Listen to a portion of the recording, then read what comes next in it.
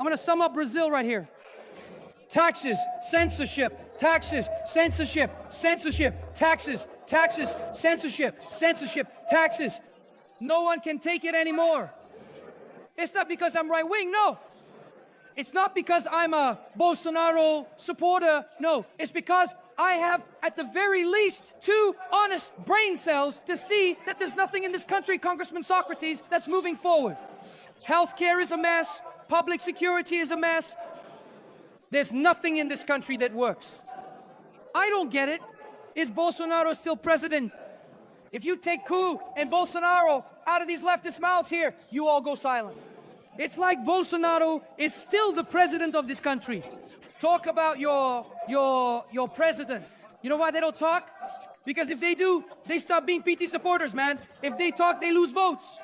After all, Ministry of the Environment, record number of fires, the Pantanares in the Amazon. Who's the minister? Marina Silva. You have Minister Aniel Franco, whose only qualification is being Marielle Franco's sister. She goes up into the favela, you know, without a helmet, all chill, as if nothing's happening. Took an Air Force jet to go to a Flamengo game, right?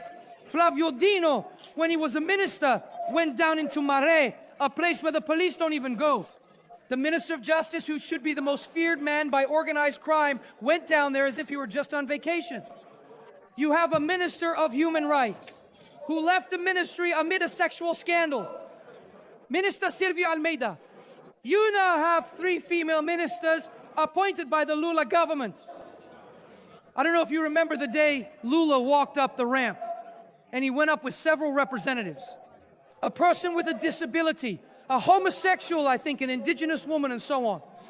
And now, what kind of representation is there in the ministries, Pastor Marco Feliciano? Tell me. It's unbelievable, the level of the people running this country.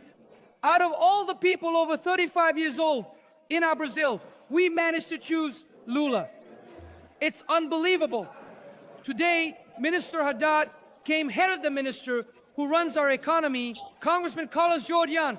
He had the nerve to say that I can't have 300 million views on a video because there aren't 300 million people in the world who speak Portuguese.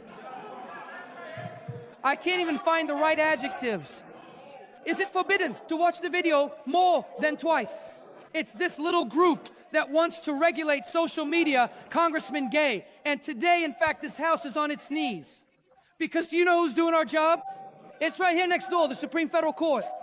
And Guillermo Mendes still has the nerve to say they're admirers of Xi Jinping. It doesn't matter what color the cat is, what matters is that it goes after the mouse. This is unbelievable. In other words, where are we going to end up? I confess, I don't know. I don't know. Because soon, Congressman Gay, I won't have, you won't have, no one here will have social media to talk about what's going on. They said my INSS video and the PIX video were fake news, right? They were more concerned with countering a video than with giving the money back to the elderly, to INSS pensioners. They put the responsibility for this shortfall of almost maybe 90 billion reais. On whose account, do you guess? I'll take a guess. Who did the left blame? Just one guess. Bolsonaro.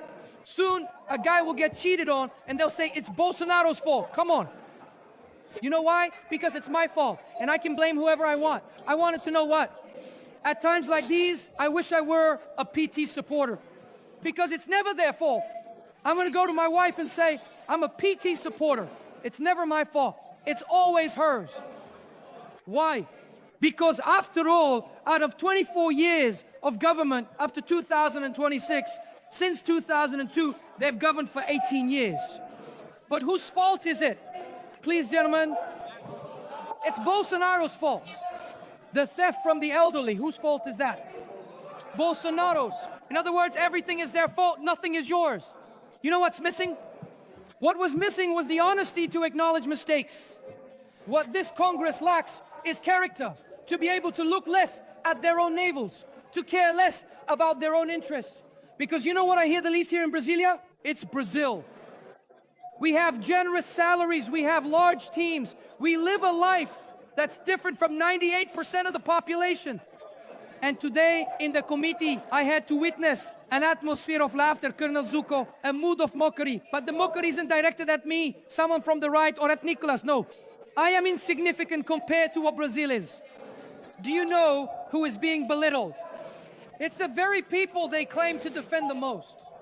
It's the ordinary, simple person who was promised prime beef, a paradise on earth, and instead they're literally being given hell.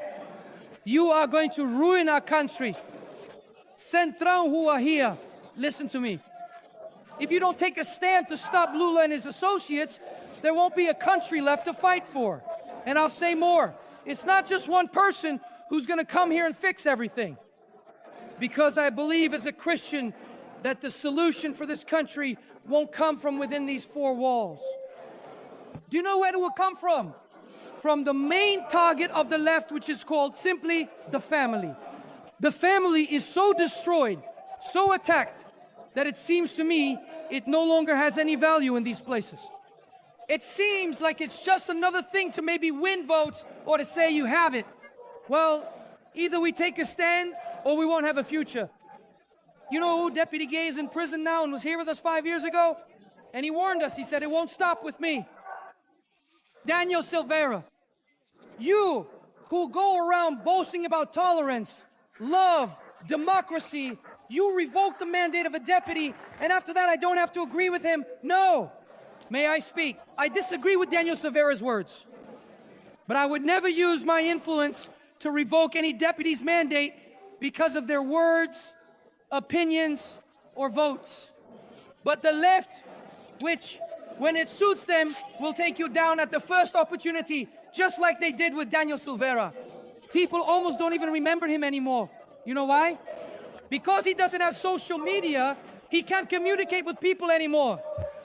There are videos of the left tearing into Alexandre de Moraes on the day of his confirmation hearing. And today they applaud every kind of tyranny he's committing. Listen, I'm only 29 years old. There are a lot of people here who are much more experienced than I am. People who have lived a lot more than I have. People here who, I have no doubt, want to see a country but the way things are today. Can I tell you something? There's basically no hope left. Brazil is becoming a discouraging, hopeless country. We stopped being the country of soccer to become the country of politics. And not because politics is a good example, but because politics has been destroying people's lives. And either they get involved or we won't have a country left to fight for. It makes me sad at heart because if it weren't for the cameras and these four walls here, I have no doubt the debate would be much healthier. We would really be able to help Brazil, but there are people who are so deep in ideological mud that they can't take a step back and do what's right. No, I don't want the left to be eliminated from this country. On the contrary, I hope you find Jesus Christ and change your lives. In the same way, on the right as well, whoever needs to change should change. My hope is not in men. It's not in politics here. My hope is in the Lord. He is the one who guides me. He is the one who strengthens me. But you can be sure, every day you try to silence me, to silence any of our friends here, or even to silence yourselves in the future, I will be here with this voice. Because you want to underestimate our voice, and you can be sure, my voice is the voice of Brazil. Thank you, Mr. President.